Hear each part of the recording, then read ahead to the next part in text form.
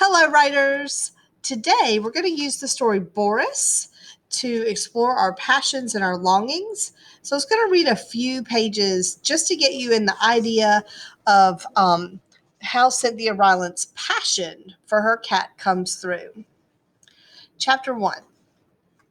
They were smart to put a storefront humane shelter on the street I walked. I was new in town. Everyone else was used to those cats in cages in the windows. They kept on walking, trained not to glance over, lest they lie awake at night thinking about that long-haired tabby, waiting. But I hadn't been trained. I tried not to look. I've never been able to go to a humane shelter, but now they have brought one to me.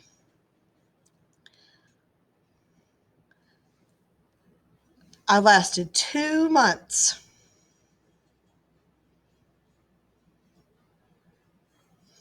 Then I went inside, swearing I'd only get one, only a girl and no more, working hard to keep my heart together.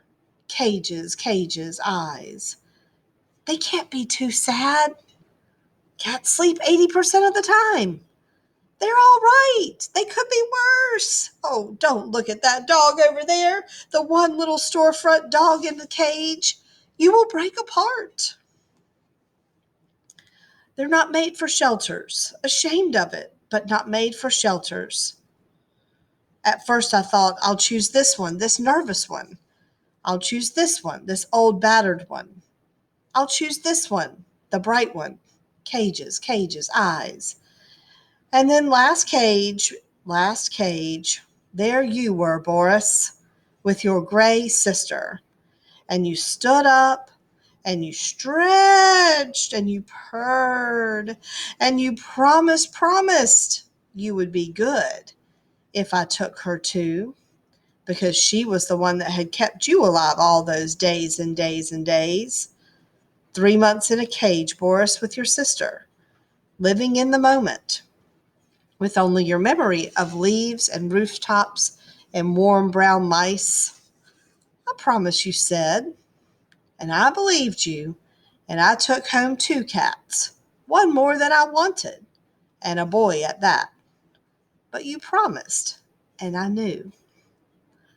So you can really feel the love that she has for this cat. She went in there going in there with the idea of just getting 1 cat, and she ends up going home with 2 because they're just so sweet, and she just cannot help herself because she feels so sorry for them. I'm going to read one other part.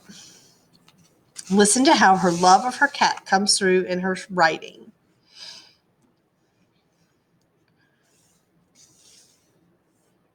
I have lived a good while, Boris, and I have never gotten used to being alone. But you, Boris, you have always had your sister, and this is why you don't go looking for new friends as I do, or haunt the coffee shops as I have, or worry that no one likes you. You have always had someone to come home to. So I like that page because it shows that Cynthia wants to have friends, that our narrator wants to feel included. And that, I think that's something that we all feel sometimes, and we can feel that passion coming through. All right, so today you're going to brainstorm about some of the things you love. And so there is a chart in your Google Classroom. I have a printed copy, but you will have a digital copy in your Google Classroom. So question number 1 is, who are the people who have influenced you most? In your writer's notebook, you would want to describe some of the people that are most important to you in your life. What would you say about those people that really are important? They may end up being a character in your story. Number 2 is, do you have a hobby?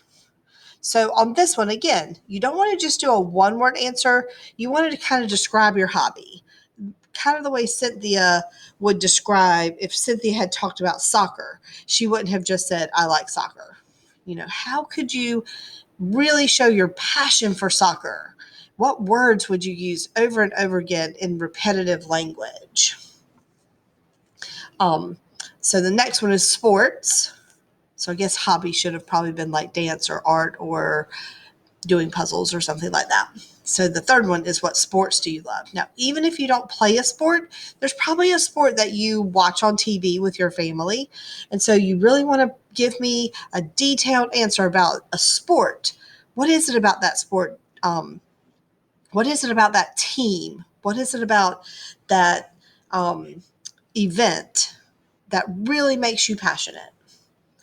All right, number 4. This is our catch-all one. Are there any other activities that you are crazy about doing? So these would be your go-to activities if you had all the free time in the world. This is the thing that you choose to do most often. And you can make a whole little list here.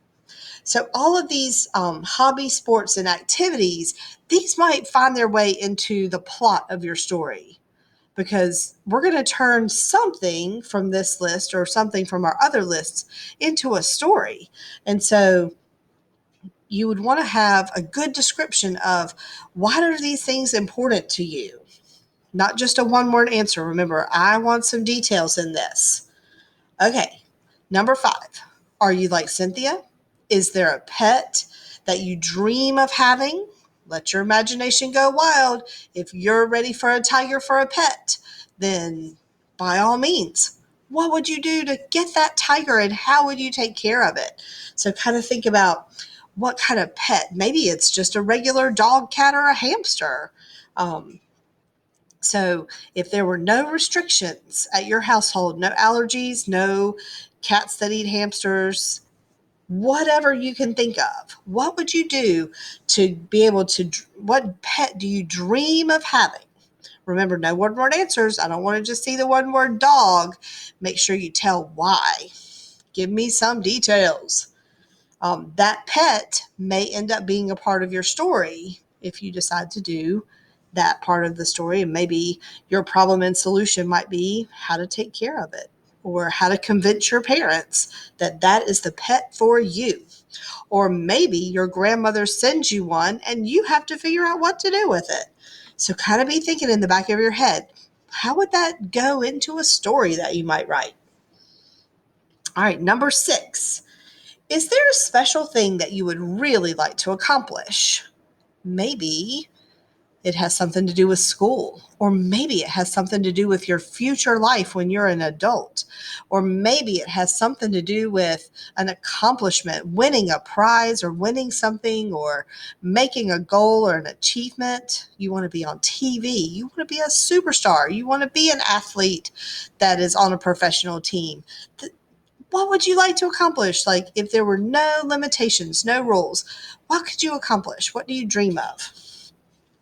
And last but not least, number 7, do you dream of doing something special with another person? So it doesn't have to necessarily be like, um, sometimes people look at that question, they read it romantically, but it doesn't have to be romantically. It might be having a family, and might be getting married and having your own family or having your own children. But it also could be, um, a job that you want to have. You want to go work with astronauts. You want to go do something with teachers or a university or a team, or you want to do something with your parents, that you've always wanted to do. You want to climb Mount Everest with your family, or with a Sherpa, since that would be more likely on Mount Everest. So, what do you dream of doing with another group of people or with another person? Something that ends up having to be something that you need more than one person for. You can't do it by yourself. You got to do it with some other people. Okay, so nice detailed answers, no one-word answers, no I don't knows. If you really can't think of something, you're allowed to make something up. Think about what's important to you and what you like and what you love, and try to express that the way Cynthia Rylant did in her book Boris. How do your loves in your life come through the way her love of her cat came through in her book. All right, this is our last generating lesson. And then tomorrow, or Friday, we will select a piece that we want to change into a story. We're going to develop our idea of who our characters are and where our story is going to take place and when our story will take place and what our problem and solution will be for our characters. So have fun with this assignment. Go crazy. Think about all the things that are important to you in your life. Happy writing.